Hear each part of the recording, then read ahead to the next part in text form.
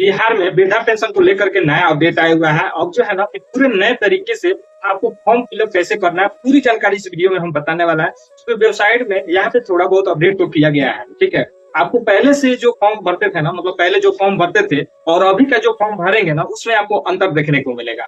कुछ चीजें हैं जो कि यहाँ पे बदलाव किया गया है, वो चीज आपको आगे वीडियो में देखने को मिलेगा। वृद्धा पेंशन का फॉर्म जो है ना कैसे आपको अप्लाई करना है, हमने इस वीडियो में पूरा स्टेप बाय स्टेप हमने पूरा जानकारी दिया हुआ है। आप इस वीडियो को एक बार देख लेते हैं ना, फिर आपको आगे भविष्य में कभी भी दिक्कत और परेशानी आपको झेलनी नहीं पड़ेगी। तो पूरी हम जानकारी बताने वाला है, बस वीडियो को आप से लेकर अंत तक जरूर देखिएगा। और वीडियो शुरू करने से पहले आप सभी लोगों से एक ही बात कहना चाहेंगे कि वीडियो को एक प्यारा सा लाइक जरूर कीजिएगा। साथ ही हमारे चैनल पर नया है ना, तो चैनल को सब्सक्राइब रख लीजिए, क्योंकि इस तरह की इन्फॉर्मेटिव वीडियो जो है ना हमेशा हमारे चैनल पर आती रहती है। देखिए दोस्तों, वीडियो बनाने में काफी सारा मेहनत लगता है, तो आपको एक लाइक करने में कुछ नहीं जाता। दोस्तों प्लीज आप लोग एक वीडियो को लाइक जरूर करेंगे। तो चलिए देरी न करते हुए वीडियो को शुरू करते हैं। जैसे कि आप सभी लोग देख रहे हैं, हमने यहाँ पे क्रोम ब्राउजर को ओपन किया हुआ है। आपको भी अपना क्रोम ब्राउजर ओपन करना है और यहाँ पे आपको सर्च करना होगा SSPMIS। तो जैसे फ्रेंड SSPMIS सर्च करेंगे ना, आपको फर्स्ट लिंक देखने को मिलेगा, इस पे आपको क्लिक कर देना है। क्लिक करने के बाद इसका जो ऑफिशियल पोर्टल है ना, यहाँ पे आ जाएंगे और यहाँ पे आने के बाद देखेंगे यहाँ पे जो वेबसाइट में अपडेट किया गया है आपके सामने ही दिख ही रहा हो। यहीं पर देखेंगे यहाँ पे जो ऑप्शन दिया हुआ है अबाउट सेक्शन है, बेनिफिशियरी स्टेटस है, जैसे अप्लाई करते हैं उसका स्टेटस जो है ना यहाँ से चेक कर सकते हैं। साथ ही यहाँ पे रिपोर्ट का ऑप्शन दिया हुआ है, किसी प्रकार का प्रॉब्लम होता है तो यहाँ से आप जो है ना रिपोर्ट कर सकते हैं। कॉन्टेक्ट डिटेल का भी ऑप्शन दिया हुआ है, यहाँ पे लॉगिन का ऑप्शन दिया हुआ है। उसके बाद जो है ना रजिस्टर फॉर द MVPY, यहीं पर क्लिक करके ना वृद्धा पेंशन का आवेदन करते हैं। और यहीं पर बगल में देखेंगे फ्रेंड, यहाँ पे लॉगिन विद डिजिटल सेवा कनेक्ट दिया हुआ है ना, यहाँ पे देखिए क्लिक करेंगे ना तो फिलहाल जो है कि ये काम नहीं करेगा, ठीक है ना, क्योंकि हाल ही में इस पोर्टल पे इसको ऐड किया गया है। हाल ही में मतलब ये जोड़ा गया है, इस सर्वर को ऐड किया गया है, जो कि डिजिटल सेवा पोर्टल यानी कि CSC ID लॉगिन करके ना यहाँ से आवेदन कर सकते हैं। और CSC ID के द्वारा फॉर्म भरते हैं ना तो आपको कुछ ना कुछ यहाँ पे कमीशन मिलेगी। हालांकि यहाँ पे हाल ही में इसको ऐड किया गया है। इसके अलावा इस पर और भी कोई जानकारी आती है ना तो आपको अगले वीडियो में देखने को मिल जाएगी, ठीक है। हालांकि इस वेबसाइट में जो अपडेट है ना यहाँ पर देख सकते हैं, क्योंकि यहाँ पे अपडेट किया गया है। और भी अपडेट आपको आगे देखने को मिलेंगे, बस वीडियो में आप बने रहिए। अब देखेंगे फ्रेंड कि वृद्धा पेंशन के आवेदन करने के लिए ना यहाँ पर रजिस्टर फॉर द MVPY पे क्लिक करना होगा। जैसे ही क्लिक करते हैं ना तो एक छोटा सा फॉर्म खुल के आता है, जो कि वेरिफिकेशन के लिए होता है। आपको यहाँ पे डिस्ट्रिक्ट वाले सेक्शन में यहाँ पे अपना जो डिस्ट्रिक्ट है ना चूज करेंगे, ठीक है। चूज करने के बाद जो भी आपका ब्लॉक पड़ता है ना, तो ब्लॉक यहाँ पे आपको अपना बता देना है। ब्लॉक बताने के बाद स्कीम सेक्शन में आएंगे, यहाँ पे 3 नंबर में तो देखेंगे आपको एक ही ऑप्शन देखने को मिलेगा, मुख्यमंत्री वृद्धा पेंशन योजना। यहाँ पे देखिए वृद्धा पेंशन जो है ना वही एक फील होता है। यहाँ पे दूसरा जो पेंशन है ना, जैसे विकलांग हो गया या फिर विधवा हो गया, तो उसका जो फॉर्म है ना यहाँ पे फिल नहीं कर पाएंगे। सिर्फ वृद्धा पेंशन ही जो फॉर्म है ना यहाँ पे फिल कर पाएंगे। फिल करने के बाद दोस्तों यहाँ पे EP का नंबर जो है आपको फिल करना होगा। फिल करने के बाद जो है यानी कि वोटर कार्ड में जो नाम होगा ना, जिस तरह भी होगा आपको उसी प्रकार जो है ना यहाँ पे आपको फिल करना होगा, ठीक है। यहाँ पे ध्यान दीजिएगा, कोई भी मिस्टेक मत कीजिएगा। वोटर कार्ड में जो उनका नाम होगा वही आपको फिल करना है। साथ ही उनका जो आधार नंबर है ना, आधार नंबर को यहाँ पे फिल करेंगे। फिल करने के बाद आधार में अनुसार जो नाम है ना यहाँ पे नाम को फिल करना है। यहाँ पे देखिए अगर आधार में एक स्पेलिंग का भी अगर यहाँ पे मिस्टेक होगा ना तो आपका फॉर्म यहाँ पे वेरीफाई नहीं हो पाएगा, ठीक है। और साथ ही इसके बाद जो है ना डेट ऑफ बर्थ यहाँ पे डालना होगा। यहाँ पे ध्यान दीजिएगा, जिनका भी उम्र जो है ना 60 प्लस होगा वही व्यक्ति जो है ना यहाँ पे अप्लाई कर सकते हैं, ठीक है। यानी कि 60 के नीचे यानी कि 1 महीना भी कम रहता है या फिर 1 दिन भी कम रहता है 60 साल में, तो वो जो व्यक्ति है ना यहाँ पे आवेदन नहीं कर पाएंगे। यहाँ पे 60 ईयर्स यानी कि 60 साल जो है ना होना अनिवार्य है। 60 साल का उम्र है तभी जो है ना आवेदन कर पाएंगे। यहाँ पे देखिए डेट ऑफ बर्थ फिल करने के बाद यहाँ पे देखेंगे वेरीफाई आधार, ठीक है, आधार सत्यापन के लिए इस पर क्लिक करेंगे। यहाँ पे देखिए वेरीफाई करेगा, ठीक है।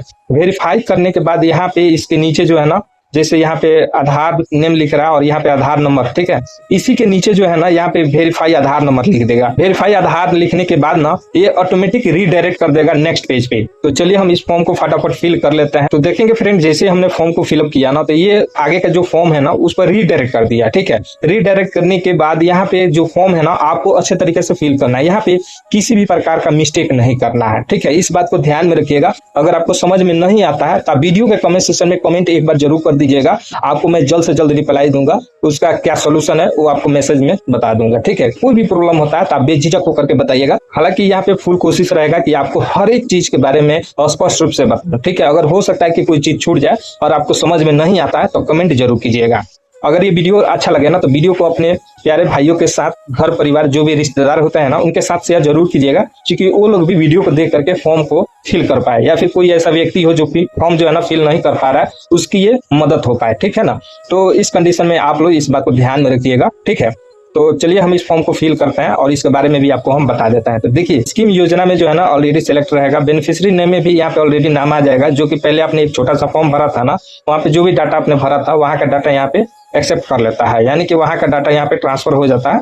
तो नाम आपको भरने की आवश्यकता नहीं पड़ेगी, यहाँ पे ऑटोमेटिक नाम रहेगा। नाम रहने के बाद यहाँ पे देखेंगे फादर का नाम वहाँ पे आप लोगों ने नहीं भरा था, तो यहाँ पे ब्लैंक है। ठीक है। तो फादर का नाम जो है ना आपको यहाँ पे फिल करना होगा। फिल करने के बाद दोस्तों यहाँ पे देखिए बेनिफिशियरी मदर का नाम आता है, तो ये देखिए माँ का नाम फिल कीजिए चाहे मत कीजिए, इससे कोई मतलब नहीं, ये कोई जरूरत नहीं होता है, आप इसको छोड़ दीजिए। मैं तो अधिकांश फॉर्म में इसका यहाँ पे फिल करता ही नहीं हूँ, इसको मैं छोड़ देता हूँ। ठीक है। तो आप भी चाहे तो छोड़ सकते हैं, चाहे तो भर भी सकते हैं, कोई इससे दिक्कत नहीं है। मैं तो हालांकि छोड़ ही देता हूँ, इससे कोई मतलब नहीं है। ठीक है। आयु यहाँ पे जो है ना ऑटोमेटिक यहाँ पे फेच होकर के आ जाता है। जब आपने फर्स्ट टाइम आधार नंबर और डेट ऑफ बर्थ फिल किया था ना, उसके अनुसार जो भी इनकी एज रहती है यहाँ पे फेच होकर के आ जाती है। उसके बाद यहाँ पे डेट ऑफ बर्थ भी आपका फेच होकर के ऑटोमेटिक आ जाता है। और यहाँ पे देखिए जेंडर में आपको यहाँ पे बताना होगा। ठीक है। ये यहाँ पे ऑटोमेटिक फेच होकर के नहीं आएगा, आपको यहाँ पे बताना होगा मेल है कि फीमेल है या फिर ट्रांसजेंडर है। तो आप अपने अनुसार जो है ना यहाँ पे चूज कर लेंगे। कोई व्यक्ति होगा जेंट्स में तो मेल, अगर लेडीज हो तो फीमेल। ठीक है। तो हम यहाँ पे चुनाव कर लेते हैं। चुनाव करने के बाद यहाँ पे कैटेगरी देखेंगे, यानी कि यहाँ पे जाति पूछता है, तो आप अपना जाति बता देंगे। जो भी कास्ट से बिलोंग करते हैं ना, तो आप अपना जाति को यहाँ पे बता देंगे। जनरल है तो जनरल बताएंगे, ईबीसी, बीसी, एससी, एसटी। ठीक है। तो यहाँ पे अपने अनुसार जाति के अनुसार जो है ना यहाँ पे चयन कर लेंगे। तो चलिए हम यहाँ पे चयन कर लेते हैं। हालांकि हम यहाँ पे ईबीसी सेलेक्ट कर लिए हैं, आप अपने अनुसार जो जाति है ना यहाँ पे चुनाव कर लेंगे। करने के बाद दोस्तों यहाँ पर देखेंगे मोबाइल नंबर का ऑप्शन आता है, मोबाइल नंबर को यहाँ पे फिल कर लेंगे। फिल करने के बाद फ्रेंड यहाँ पे पेज को स्क्रॉल करेंगे। तो स्क्रॉल करने के बाद यहाँ पर आ जाएंगे अप्लीकेंट रेसिडेंट एड्रेस, यानी कि जो भी लोग आवेदन कर रहे हैं ना, यहाँ पे उनका जो एड्रेस होता है, एड्रेस के बारे में यहाँ पे आपको बताना है। ठीक है। तो जैसे कि यहाँ पे आपका डिस्ट्रिक्ट तो ऑलरेडी यहाँ पे आ जाएगा। ठीक है।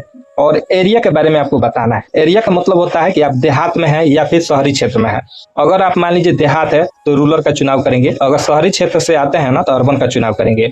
तो हम जिसका फॉर्म भर रहे हैं ना वो जो है देहात में है, तो देहात यानी कि रूरल का चुनाव कर लेता है। यहाँ पे रूरल का चुनाव करने के बाद आपको यहाँ पे अपना जो पंचायत है आपको बता देना है। जो भी आपका पंचायत रहता है आपको बता देंगे। बताने के बाद यहाँ पे विलेज वाले सेक्शन में आएंगे, अपना विलेज बता देंगे। विलेज बताने के बाद यहाँ पे एड्रेस पता, यानी कि आधार कार्ड पर जो पीछे में जितना भी एड्रेस रहता है ना आपको पूरा यहाँ पे फिल कर देना है। तो फ्रेंड अपना जो एड्रेस है ना फिल यहाँ पे कर लेते हैं ना। फिल करने के बाद आपके एरिया का जो पिन कोड है आपको यहाँ पे बता देना होगा। तो जैसे कि मैं अपने एरिया का पिन कोड यहाँ पे बता दिया हूँ।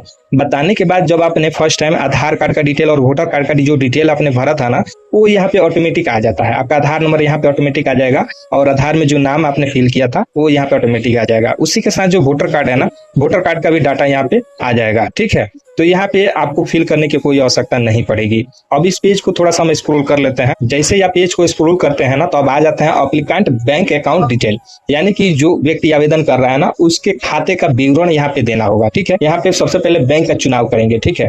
तो हम भी यहाँ पे बैंक का जो है ना चुनाव कर लेते हैं। बैंक का चुनाव करने के बाद फ्रेंड आपको यहाँ पे ब्रांच का जो नाम है ना यहाँ पे आपको बताना होगा। जिस भी एरिया में आपका खाता खुला हुआ है ना, मतलब जो आपका बैंक है जहाँ पर भी है उस एरिया का जो नाम है वही ब्रांच नेम होता है। ठीक है। तो अपना जो ब्रांच है यहाँ पे बता देंगे। ब्रांच बताने के बाद उस बैंक का जो आईएफएससी कोड है ना यहाँ पे चुनाव कर लेंगे। यहाँ पे ब्रांच बताएंगे ना, उस ब्रांच का जो आईएफएससी कोड है यहाँ पे आ जाता है, तो यहाँ पे सेलेक्ट कर लेंगे। सेलेक्ट करने के बाद और यहाँ पर देखिए बैंक का जो डिस्टेंस है ना, मतलब आपके घर से बैंक कितना किलोमीटर है, तो यहाँ पे ऑटोमेटिक आ जाता है। यहाँ पे भरने की कोई आवश्यकता नहीं पड़ेगी। अगर आपको लगता है कि जी ये गलत बता रहा है तो इस पे क्लिक करके ना यहाँ पे आप जो है ना चुनाव कर सकते हैं 15-10। ठीक है। इसके हिसाब से चुनाव कर सकते हैं। और नहीं भी करेंगे तो कोई दिक्कत यहाँ पे नहीं है। ठीक है। इसको छोड़ देंगे। इसके बाद दोस्तों अपना जो बैंक अकाउंट नंबर है ना यहाँ पे आपको फिल कर देना है। ठीक है। इस बात को ध्यान में रखिएगा, बैंक अकाउंट नंबर यहाँ पे गलती नहीं होना चाहिए। फिल करने के बाद दोस्तों यहाँ पर देखेंगे आपका जो बैंक खाते में यानी कि आपके पासबुक पर जो नाम होगा ना उस नाम को यहाँ पे फिल कर देना है। ठीक है।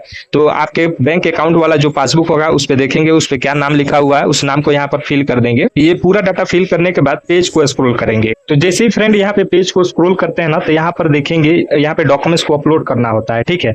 तो यहाँ पर देखिए आधार डॉक्यूमेंट्स, यानी कि आधार डॉक्यूमेंट्स यहाँ पे आपको अपलोड करना होगा। यहाँ पर देख सकते हैं 200 KB से ज्यादा नहीं होना चाहिए। अगर 200 KB के नीचे है तो यहाँ पे आप अपलोड कर सकते हैं। तो यहाँ पे आपका जो PDF फाइल है ना यहाँ पे अपलोड हो जाएगा। आपको PDF फाइल में 200 KB के नीचे यहाँ पे अपलोड करना है। इस बात को आपको ध्यान में रखना है। और साथ ही यहाँ पे जो वोटर कार्ड है ना, वोटर कार्ड को यहाँ पे अपलोड कर देंगे। ठीक है, तो वोटर कार्ड यहाँ पे अपलोड कर देते हैं ना, उसके बाद यहाँ पे आ जाता है बैंक पासबुक, यानी कि बैंक पासबुक जो भी है आपके पास वो आपको अपलोड कर देना है। इसका भी साइज यहाँ पे देख सकते हैं 200 KB से कम नहीं होना चाहिए। साथ ही इसके साथ देखेंगे फोटो आपको अपलोड कर देना है। तो यहाँ पर देखिए हमने फ्रेंड यहाँ पे सभी डॉक्यूमेंट्स को जो है ना अपलोड कर दिया है। तो देखिए यहाँ पे हमने आधार कार्ड, वोटर कार्ड और बैंक पासबुक जो है ना, और साथ ही यहाँ पे फोटो जो है अपलोड कर दिया है। फोटो का साइज जो है ना 30 से 50 KB के बीच में होना चाहिए। अगर 30 से नीचे होता है तो यहाँ पे अपलोड नहीं होगा, इस बात को ध्यान में रखिएगा। और यहाँ पर देखिए एक चीज का यहाँ पे बदलाव किया गया है। पहले यहाँ पे आधार कॉन्सेंट फॉर्म लगता था, जो कि यहाँ पे ऑप्शन को हटा दिया गया है। पहले यहाँ पे 5 ऑप्शन देता था अपलोड करने के लिए, अब जो है ना यहाँ पे 4 ही ऑप्शन दे रहा है। ठीक है, कौन सा फॉर्म अपलोड होता था मैं आपको दिखा। तो देखेंगे फ्रेंड, ये जो फॉर्म है ना, इसी को अपलोड किया जाता था। जो फॉर्म को भरते थे ना, बैंक से वेरीफाई कराते थे, मोहर वोहर लगवाते थे, तो ये जो फॉर्म है ना पहले अपलोड करना पड़ता था। ठीक है, लेकिन अब जो है ना इस सिस्टम को हटा दिया है। तो इसी को फ्रेंड बोलते हैं आधार कंसेंट फॉर्म। ठीक है, तो ये जो है ना फॉर्म बोलता था अपलोड करने के लिए, हालांकि अभी के जो है ना अपलोड करने के लिए नहीं बोल रहा है। तो चलिए हम यहाँ पे अपलोड कर देते हैं। हालांकि यहाँ पे ऑप्शन नहीं दे रहा है इस फॉर्म को अपलोड करने के लिए, तो इसको हम छोड़ देते हैं। यहाँ पे देखेंगे एग्री का ऑप्शन दिया हुआ है, एग्री पे क्लिक करेंगे। सबमिट एप्लीकेशन डिटेल का ऑप्शन दे रहा है, इस पे आपको क्लिक कर देना है। ओके पे क्लिक कर देना है एक बार फिर से। करने के बाद यहाँ पे प्लीज वेट का ऑप्शन आएगा, आपको थोड़ा सा वेट करना होगा।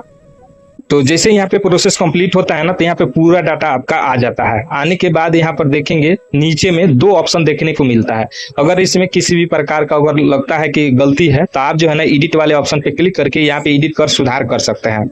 अगर सभी डाटा जो है ना आपका सही है, यहाँ पे देखेंगे फाइनल सबमिट का ऑप्शन दे रहा है, इस पे आपको क्लिक कर देना है। तो चलिए हम इस पे क्लिक करके ओके बटन पे क्लिक कर देते हैं। तो जैसे हम ओके बटन पे क्लिक करेंगे तो हमारा यहाँ पे फॉर्म जो है ना सबमिट हो चुका है। और यहाँ पर देखेंगे डायरेक्ट प्रिंट रिसिप्ट का ऑप्शन दे रहा है, इस पे आपको क्लिक करना है। जैसे इस पर क्लिक करेंगे एक PDF फाइल डाउनलोड हो जाएगा। मतलब ये जो फॉर्म आपने सबमिट किया ना, इसका एक रिसीविंग निकलता है। ठीक है, तो हमारा यहाँ पे देखिए डाउनलोड हो गया और ये रहा जो है रिसीविंग। ठीक है, इसी प्रकार से आप सभी लोगों को रिसीविंग निकाल लेना है। तो फ्रेंड मैंने आप सभी लोगों को बता ही दिया कि कैसे आपको फॉर्म को फिलअप करना है, पूरा स्टेप बाय स्टेप हमने जानकारी को बताया हुआ है। अगर इसमें किसी प्रकार का लगता है कि हाँ कोई दिक्कत है, कोई प्रॉब्लम है, तो आप बेझिझक होकर के ना कमेंट सेक्शन में कमेंट करके हमसे पूछ सकते हैं। ठीक है, तो मैं आपको सभी सवालों का जवाब जो है ना कमेंट सेक्शन में बता दूंगा। अगर चाहते हैं पर्सनल नंबर, तो पर्सनल नंबर भी मैं आपको दे दूंगा, आप चाहे तो मुझसे बात भी कर सकते हैं। इसके बाद लोग पूछेंगे कि भाई इसको हम क्या करेंगे, तो देखिए ये रिसीविंग को अपने पास रखना, किसी को देने की आवश्यकता नहीं पड़ेगी।